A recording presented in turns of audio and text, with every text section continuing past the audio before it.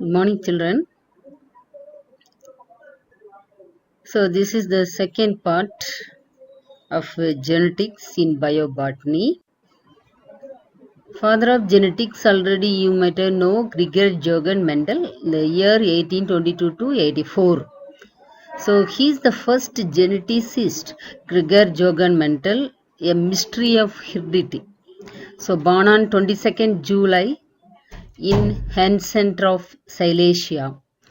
After school education, he studied botany, physics, and mathematics at the University of Vienna. And then after that, he entered a monastery of St. Thomas at Brunn in Austria. There he continued his hybridization experiment in plants. So அப்போ அவர் சைலேஷியாவில் பிறந்தார். Physics mathematics botany அவருடைய study Viana யூனிவர்சிட்டியில் படிக்கிறாரு.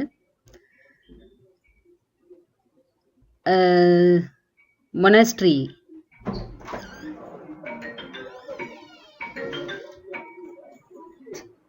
திருப்பி தான் படி. Hello சொல்லுங்கம்மா. சொல்லுங்க. இல்லைப்பா, நாளைக்கு இல்லை, எக்ஸாம்லாம் இப்போ ஆன்லைனில் தான் நடக்கு. சரி. சரி சரி.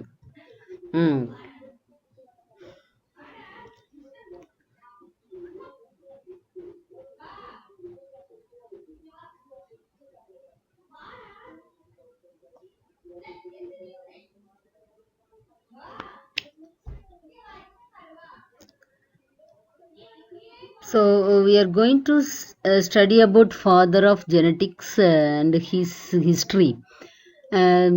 He is the mystery of heredity. Born 22nd July 1822, Hensendorf. School education, he studied botany, physics and mathematics at Vienna University. Then after that, he entered in a monastery at St. Thomas at Brunn in Austria. So Monk மாதிரிலாம் இருப்பாங்கல்ல, அது மாதிரி மொனாஸ்ட்ரியில் இருக்கார். he conducted many hybridization experiment in plant. ஓகேவா? And then he got a temporary position in a school as a teacher and he continued his experiment also side by side. So that is the history of Johann Mendel. In his garden, that means அந்த மொனாஸ்ட்ரியில் உள்ள கார்டன்லேயே பீ plants அவர் erect பண்ணுறாரு. அவருடைய studies 56 to 63 தான். So hybridization experiments on plants. He discovered the principles of heredity by studying the inheritance of 7 pairs of contrasting triads of pea plant in his garden. So அவர் படித்தது pea பிளான்னா என்ன, பட்டாணி செடியில் 7 character. இப்போ டால் அப்படிங்கிறது ஒரு character, ஒரு பிளான்டுடைய ஹைட்டு. ஸோ இது மாதிரி various character of 7 contrasting triads he studied in his experiment. our paper plant hybrids and published the Brunn Society of Natural History in 1866 பண்றாரு. Mendel was successful in his experiment. Why? We are going to see here. He applied in his experiment or in his research mathematics and statistical methods to biology. And laws of probability, உங்களுக்கு தெரியும் law of probabilityனா என்னன்னு, to his breeding experiment. இதெல்லாம் அவர் apply பண்ணாரு because he studied mathematics. He followed scientific methods and kept accurate and detailed records. அக்யூரேட்டாக வச்சுருந்தாரு, detail records அவர் record பண்ணியிருந்தாரு. And he gave a quantitative data of the outcome of his crosses. கரெக்டாக எண்ணிக்கையாக அவர் கொடுத்தார், correct எண்ணிக்கையாக. Carefully plant and he used large samples. ஓகேவா? The pair of contrasting characters which were controlled by factor were present on separate chromosome. So அது contrasting கேரக்டரை control பண்ணுறது ஒரு factor அப்படின்னு அவர் சொன்னார், அவ்வளோதான். அப்போ ஜீன் எல்லாம் அவருக்கு தெரியாது இல்லையா, அதனால அப்படி சொன்னார். So the parents selected by Mental were pure breed lines. So purity was tested by self-crossing for many generation. So pure parent அவர் வந்து select பண்ணி அதுல generation many generations உடைய progeny எடுத்தார். Progeny-னா young ones, offsprings அப்படின்னு அர்த்தம். அடுத்தது why he chose a garden pea?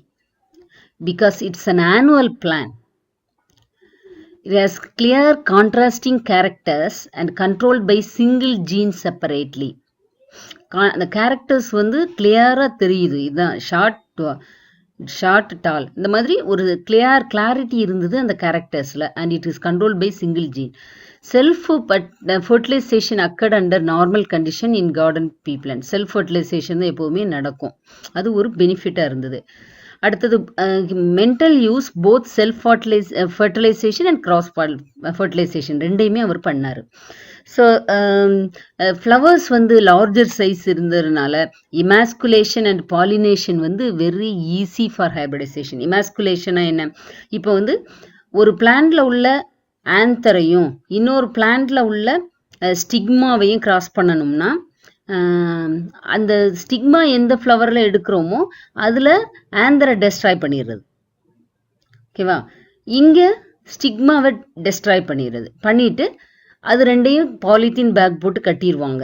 அதான் hybridisation experiment. நீங்கள் வந்து பிளான்ட் ப்ரீடிங் எக்ஸ்பெரிமெண்ட்டில் இது நிறைய பார்த்துருப்பீங்க. ஓகேவா? ஸோ அது வந்து பாசிபிள் இந்த கார்டன் பீ பிளான்ட்ல. ஸோ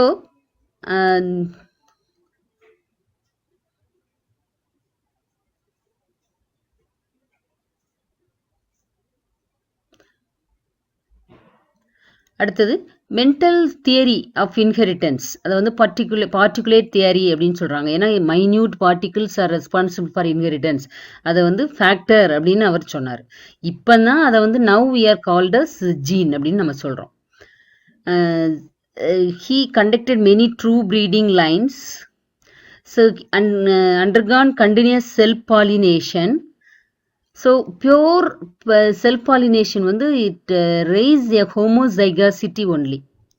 So இப்போ fusion of male and female gamete produced by the same individual derived from the same plant வந்து self fertilization அப்படின்னு நம்ம சொல்றோம் இல்லையா?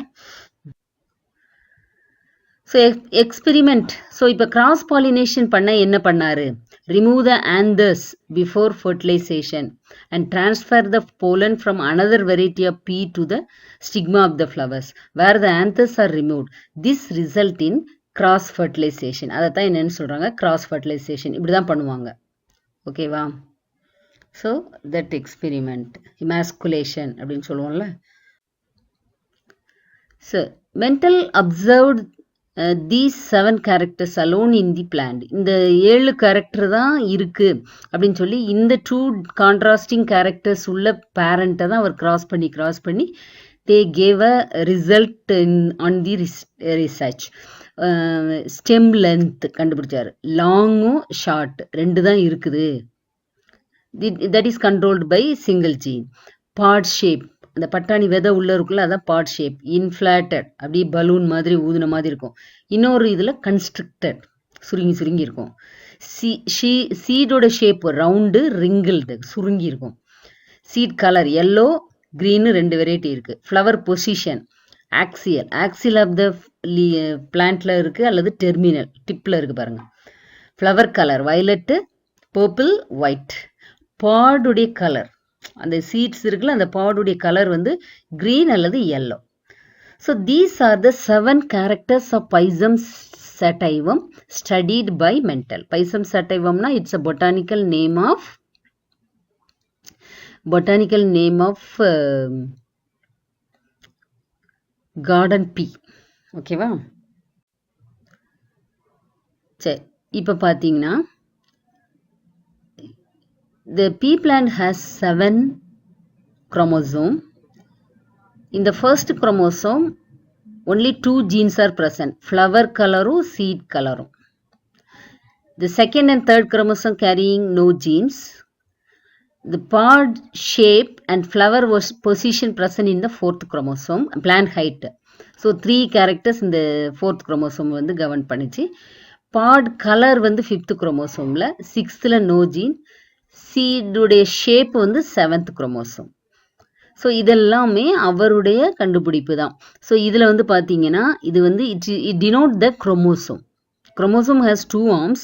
Centrally it was connected by centromere அப்படின்னு ஒரு ஸ்ட்ரக்சர் இருக்கும். அந்த 2 ஆர்மையும் கனெக்ட் பண்ணுற ரீஜன், அதான் நடுவில் வந்து ஒரு ஸ்பெரிக்கல் பாடியாக காமிச்சிருக்கு உங்களுக்கு, 2 arms. ஓகே, ஸோ இதுதான் it denote the chromosome. Rod மாதிரி இருக்கிறது குரோமோசோம். இப்படி தான் பீ பிளான்ட்ல. So Mendel died in 1884. 1900 தான் அவருடைய மென்டல்ஸ் எக்ஸ்பெரிமெண்ட் வந்து rediscovered. So in those days, so before the dying of Mendel, it was not recognized. After his death, it was rediscovered by 3 biologists. 3 biologists அதை restudy பண்றாங்க. Hugo de Vries of Holland, Correns of Germany, von Tschermak of Austria. 3 பேர் சேர்ந்து பண்றாங்க.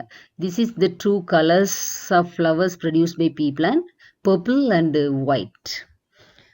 ஓகேவா? Now, terminology related to Mendelism. So மெண்டலிசத்தில் அவர் என்னென்ன terminology அவர் use பண்ணாரு அப்படிங்கிறத நம்ம கண்டிப்பாக தெரிஞ்சுக்கணும். 2 different expression of a triad. 2 விதமான கேரக்டர் இல்லையா? டால் அண்ட் டுவார்ஃப். டால்னா என்ன? டால் பிளான்ட் பார்த்தோம். டுவார்ஃப்னா என்ன? Short plant.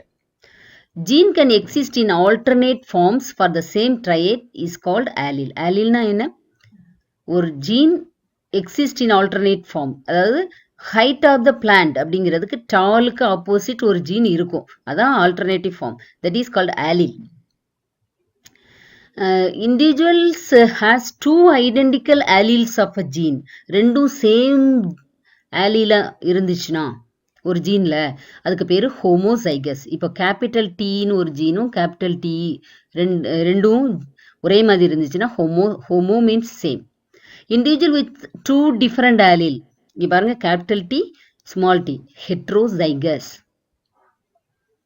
சரியா? ஸோ அப்போ Mendel's non true breeding plants are heterozygous called as hybrids. ஓகேவா? ட்ரூனா கேபிட்டல் டி அல்லது ஸ்மால் டியா இருக்கும். இது வந்து non true breeding, capital D small D, அதெல்லாம் அவர் ஹைபிரிட் அப்படின்னு அவர் சொன்னார். Gene has 2 alleles. The dominant allele is symbolized with capital letter. So இப்போ இந்த கேபிட்டல் டி வந்து கேபிட்டல் லெட்டரில் கொடுத்துருக்கா. இங்கே பாருங்க, ஹெட்ரோசைகஸில் ஒரு capital D small D. Capital D denote the dominant allele. Small D denote the recessive. ரெசசிவ்னா என்ன? டாமினேட். அந்த ஸ்மால் டீயை அது டாமினேட் பண்ணுது அப்படின்னு அர்த்தம். ரெசசிவ்னா இது சப்ரஸ் ஆகுது அப்படின்னு அர்த்தம், அது எக்ஸ்பிரஸ் ஆக முடியல. So both alleles are recessive. The individual is called homozygous recessive அப்படின்னு சொல்றோம். இங்க பாருங்க, ஸ்மால் டி இதுக்கு ரெண்டுமே சேம் allele இருக்கா, homozygous recessive. கேபிட்டல் டி வந்து homozygous dominant. So individual with 2 dominant allele, homozygous dominant கொடுத்திருக்கா. சரி, 1 dominant alleலும் 1 ரெசசிவ் allele இருந்துச்சுன்னா அது வந்து நான் ட்ரூ ப்ரீடிங் அப்படின்னு அர்த்தம். ஹெட்ரோசைகஸ் டால். ஏன்னா டாமினன்ட் லெட்டர் வந்திருக்கிறனால டாமினன்டுடைய கேரக்டர் தான் எக்ஸ்பிரஸ் ஆகும், அதனால அது ஹெட்ரோசைகஸ் டால். இங்க பாத்தீங்கன்னா இது வந்து பிக்சரைஸ்டா உங்களுக்கு காமிக்கிறோம். கேபிட்டல் டி டாலா தான் இருக்கு. ஸ்மால் டி டுவார்ஃப் ஷார்ட்டா இருக்கா. ஆனா கேபிட்டல் டியும் ஸ்மால் டியும் இருந்துச்சுன்னா பாருங்க, இந்த எல்லா பிளான்ட்லையுமே டால் தான். ஸோ அப்போ ஒரு டாமினன்ட் allele வந்தாலும் அதுடைய கேரக்டர் தான் எக்ஸ்பிரஸ் ஆகுமே தவிர இந்த ஸ்மால் டி உடைய கேரக்டர் என்ன ஆயிருது? மாஸ்க்டு. அதனால தான் அதுக்கு பேர் ரெசசிவ். ஓகேவா? இங்க பாருங்க, ஒரு கேபிட்டல் டி இருக்கிறனால all are tall plants. Mendel's law of hereditary. So, Mendel proposed 2 rules based on his observation on monohybrid cross. The law of dominance. the characters are controlled by a unit, அதான் factors which occur in pair. ஏன்னா ரெண்டு லெட்டரா இருந்தாதான் ஒரு character express ஆகுது. Capital D small D அப்படி சொல்றோம்ல. dissimilar pair of factors, one member of the pair is dominant and the other is recessive. இருந்துச்சா? Capital D small D. So the expression of only one of the parental character in F1 generation and the expression of both in the F2 generation, இதெல்லாம் வந்து law of dominance denote பண்ணுது. So it also explains the proportion of 3:1 obtained at the F2. சரியா? So இப்போ அப்படி ஒரு cross நம்ம எடுத்துக்கும் போது it was controlled by a factor. dissimilar pair of factors இருந்துச்சுன்னா அது வந்து dominant, the other வந்து recessive. The expression of only one of the parental character, டாலும் ஷார்ட்டும் எடுத்துருக்கோம்னா டால் தான் F1ல எக்ஸ்பிரஸ் ஆச்சு. சரியா? It shows the law of dominance. இந்த ரெண்டுமே F2ல எக்ஸ்பிரஸ் ஆகுது. ஓகே, இதுதான் இந்த எக்ஸாம்பிள். டால் பிளான்ட்டையும் ஷார்ட் பிளான்ட்டையும் எடுத்துக்கிறாங்க. பாருங்க, F1 ஜெனரேஷன்ல எல்லா பிளான்ட்டும் எப்படி இருக்கு? டால். ஓகேவா? ஏதாவது ஒரு பேரண்டுடைய கேரக்டர் தான் இங்கே வந்திருக்கு. டால் பேரண்டுடைய கேரக்டர் தான் வந்திருக்கு. அதனால தான் டாலை வந்து டாமினன்ட் அப்படின்னு சொல்கிறோம். It explains the law of dominance. Dominant character F1ல வர்றதுனால தான் அதுக்கு பேர் law of dominance. It prove the law of dominance. That cross proves the law of dominance. So Mendel died in 1884. 1900ல தான் அவருடைய மென்டல்ஸ் எக்ஸ்பெரிமெண்ட் வந்து rediscovered. So in those days, so before the dying of Mendel, it was not recognized. After his death, it was rediscovered by 3 biologists. 3 biologists அதை restudy பண்றாங்க. Hugo de Vries of Holland, Correns of Germany, von Tschermak of Austria. 3 பேர் சேர்ந்து பண்றாங்க. This is the 2 colors of flowers produced by pea plant, purple and white. ஓகேவா?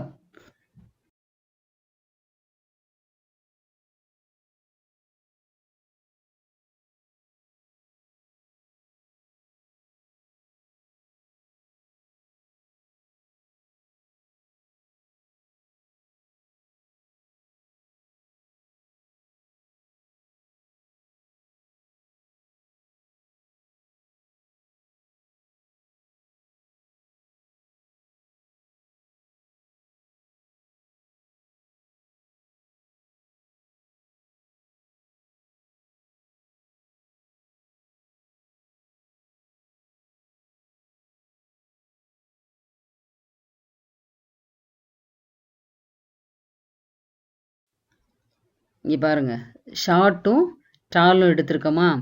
F1ல எல்லாமே டால் plant. F2 ஜெனரேஷனில் பாருங்க, 3 டால் plant வருது, ஒரே ஒரு ஷார்ட் பிளான்ட் வருது. அப்போ இந்த F1 ஜெனரேஷனில் எல்லாம் டாலாக இருக்கிறதுனால it proves the law of dominance அப்படின்னு பார்க்குறோம். ஆனாலும் அந்த கேபிட்டல் டீயும் ஸ்மால் டீயும் தே நெவர் பிளண்டிங்.